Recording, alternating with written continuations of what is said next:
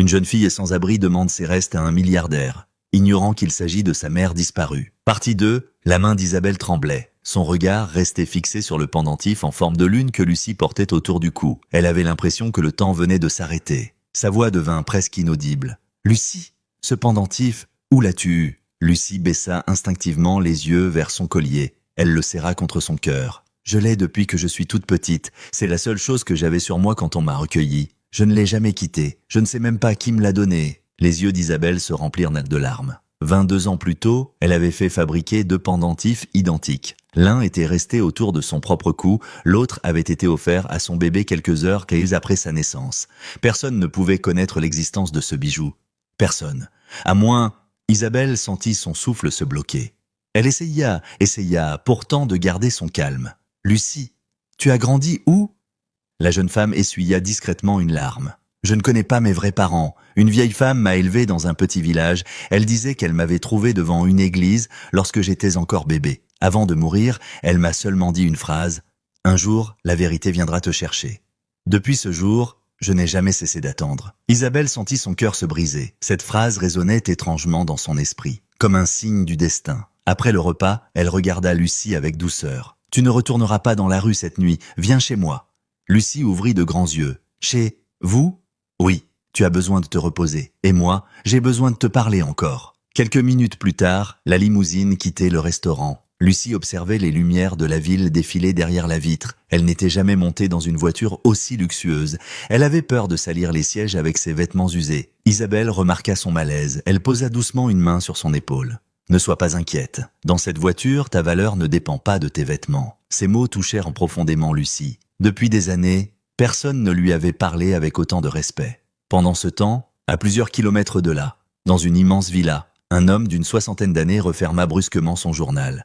Il s'appelait Ricardo Salazar, ancien associé de la famille Montenegro. Il vivait depuis 22 ans avec un lourd secret. Son téléphone sonna. « Monsieur, Madame Isabelle a quitté le restaurant avec une jeune sans-abri. » Ricardo fronça les sourcils. « Une sans-abri ? Oui, et selon plusieurs témoins, elle portait un pendentif en forme de lune. » Le visage de Ricardo devint livide. Le verre qu'il tenait lui échappa des mains. « Impossible !» murmura-t-il. « Impossible !» Il monta précipitamment dans son bureau, ouvrit un vieux coffre caché derrière une bibliothèque. À l'intérieur se trouvait une photographie jaunie. On y voyait Isabelle tenant son nouveau-né dans ses bras. Autour du cou du bébé brillait exactement le même pendentif. Ricardo sentit ses jambes trembler. « Elle est vivante, après toutes ces années. Elle est vivante. » À cet instant, une femme entra dans le bureau. C'était Elena, son épouse. En voyant la photographie sortie du coffre, son visage pâlit. « Ricardo, dis-moi que ce n'est pas ce que je pense. » Ricardo la regarda avec colère. « Isabelle a retrouvé une jeune femme qui porte le pendentif. »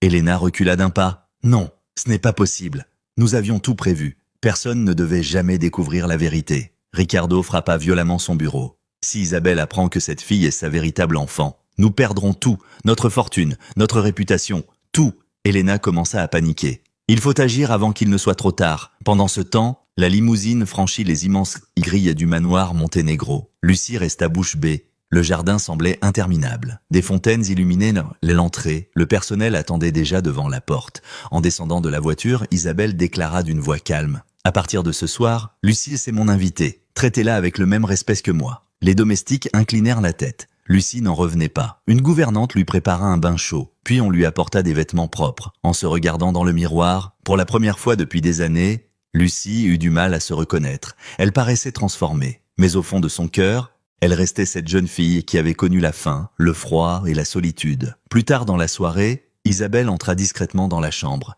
Elle tenait dans ses mains un vieil album de famille. Elle s'assit près de Lucie. « J'aimerais te montrer quelque chose. » Elle ouvrit lentement la première page.